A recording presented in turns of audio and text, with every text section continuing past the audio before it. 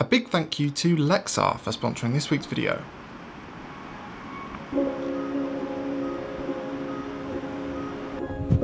I'm hiding from the wind briefly in this sort of sand bowl thing.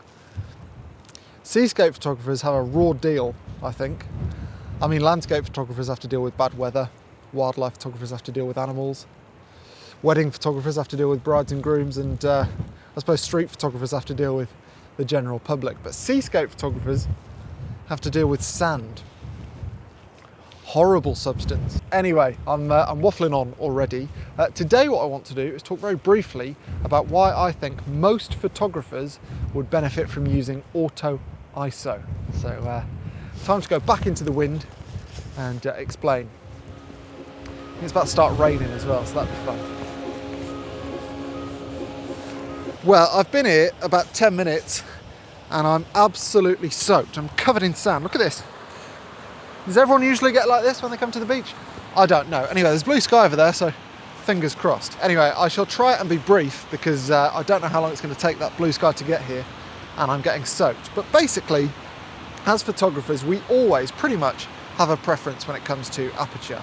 For instance, here, what we might want is the dune in focus right in the foreground and everything else out of focus.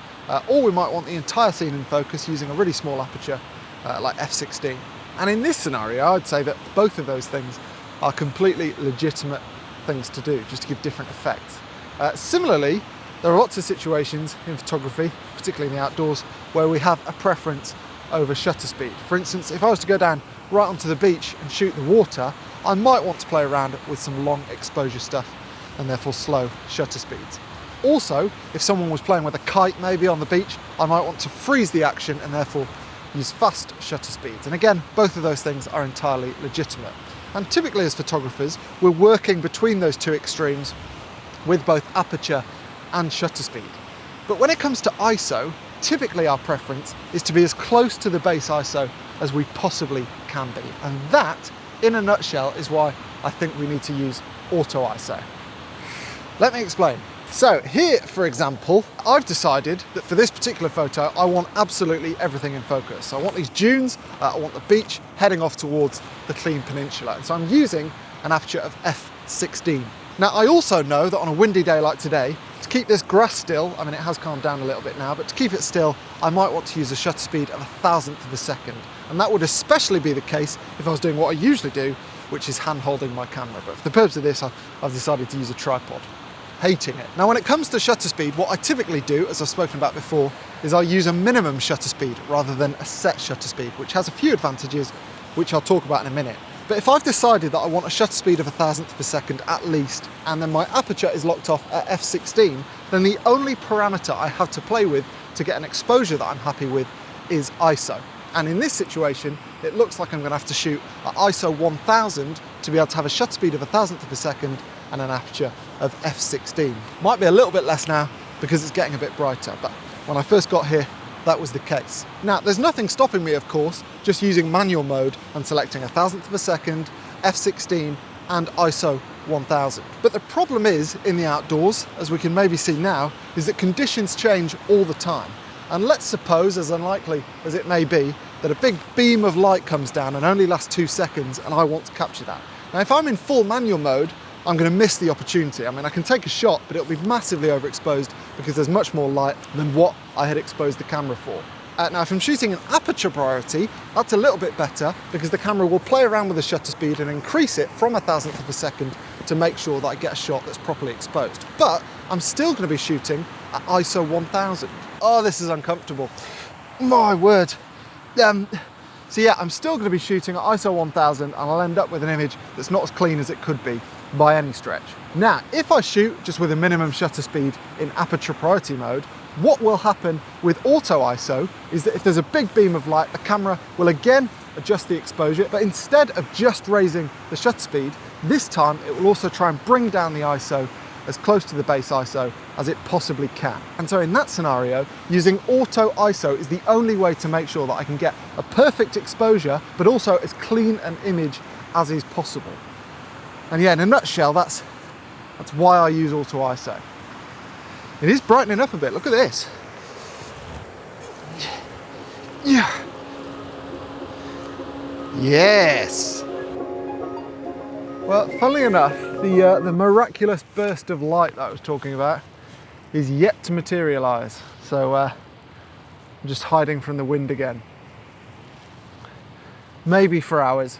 Actually, funny story, while we wait for this miraculous burst of light, you might remember on this waterproof, so I say funny story, this is going to be the most boring thing you've ever heard. You may remember on this jacket that these zipper pulls used to be blue. I changed them while we were sailing across the Drake Passage on the way back from Antarctica. I'd run out of podcasts, run out of audiobooks, and watching anything on my laptop or doing anything on my laptop was out of bounds because it made me really seasick. So I decided to change over zipper pulls on various garments in my suitcase. That's what it came down to. And then afterwards I thought, I feel sick, funnily enough. You can't watch a laptop, it makes sense that you also shouldn't be doing really delicate things with zipper pulls. Especially me, I've got the dexterity of a cow. Anyway, yes, that concludes my most boring story I'll hopefully ever tell on this channel. Actually, speaking of clothing, do you remember me telling you about these welly things that I've got that are only like ankle height? Yeah, review on those. I wish I'd spent 20 quid more and just got actual wellies that go up to your knees. Lots of you probably thought that when I first showed you them, but I was being tight at the time, so never mind. Right, new plan. I'm going to head down the beach, or up the beach, I don't know. Down the beach, yeah, that's south, to see if I can include any of these people as silhouettes in a photo. A photo on a photography channel, imagine that. That's what I came for, so that's what I'm going to do. Also, there's really nothing happening down here. I mean, it would be an amazing photo just straight down the beach if there were no footprints or paw prints all over it, but that's an awful lot of cloning to do if you're going to take a shot from here, and I mean, that's cheating, really. Done it before for commercial jobs, but no, that is a bit extensive. So yes, silhouettes. Well, I'm just waiting for potential subjects to end up in exactly the right place. I've got some shots so far of people kind of walking up and down the beach. Some of them, in fact, in the water or the reflection of the water where the tide has gone out. That looks pretty cool, but I don't think I've nailed anything yet. I'll maybe wait a bit longer and see how I go, but to be honest, conditions are not going to allow for a magnificent shot, I don't think. It does sound like an excuse, and it is, but it's nice to be out anyway. Definitely nice to be out anyway. Also, I'm testing this 40mm f2.5 lens. I've got the 50mm version, but 40, in many ways, I find a better general purpose lens. A bit wider, obviously, gives you more scope for slightly wider shots. Yeah. One last point on auto ISO, because some of you might be worried if you've never used it before that your camera at some point will just spit out really super noisy images. It shouldn't do. I mean, it might differ camera to camera, but all the cameras that I've ever used auto ISO with let you set a minimum and a maximum ISO. So for example, on this A7R Mark IV, I always set my maximum ISO to 6400.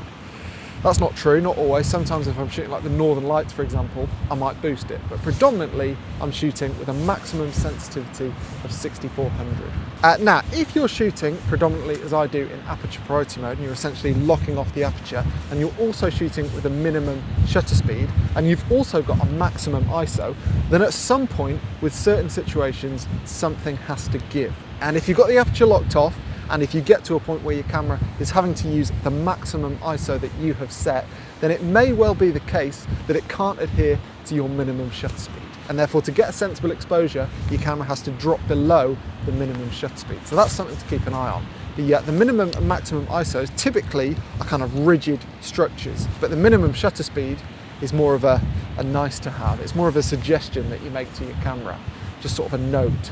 Like when you go to a hotel and you say, oh, can I have a sea view or whatever? And you never get it. Terrible example.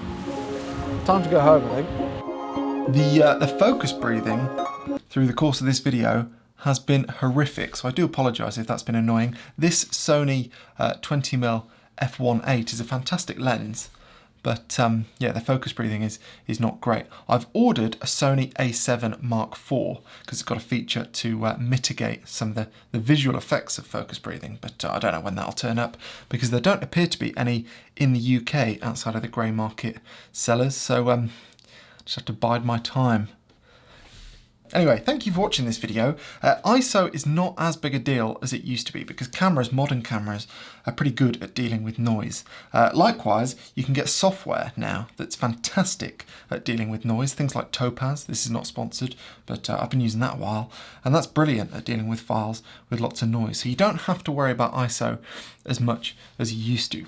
Also, if you're new to photography, you might not know that ISO is a word. It's not actually an acronym. Lots of people pronounce it ISO, but that is wrong. So, fun fact. And also, I was going to talk in this video about some of the benefits of minimum shutter speed, wasn't I? But I forgot.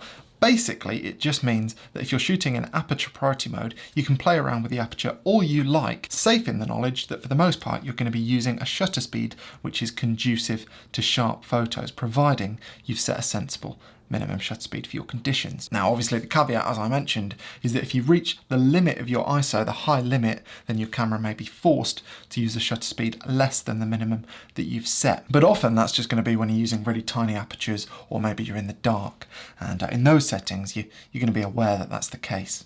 So yeah, thank you for watching. Hopefully that was useful. If you've got any questions, let me know in the comments and I shall try and get to them. And a big thank you as well to the sponsor of this week's video, Lexar. So I've been using Lexar cards for a good while now. This is their 2000X card and it's absolutely fantastic. It's a UHS-2 card, as you can see, but it's backwards compatible with UHS-1 devices, and it's super fast. It's got read speeds of up to 300 megabytes a second and write speeds of up to 260 megabytes a second, which means in practice that I can shoot all the 4K video in the world that I want, and I can shoot continuously at high burst rates with this A7R Mark IV, which shoots 60 megapixels, and the file sizes are a bit ridiculous, to be honest, but not too much for the Lexar card. They're also super durable, which is handy when you're shooting in conditions like I have been in this video. Peace of mind. And they're available in capacities from 32GB all the way up to 256GB. So if you're interested, there's a link in the description as to where you can get them. So thank you to Lexar for their fantastic cards and for their support with this channel. And I'll see you all next week, when I won't talk about ISO at all. I think we've covered that for a little while now. No more ISO talk. Not ISO. ISO. I'll see you then.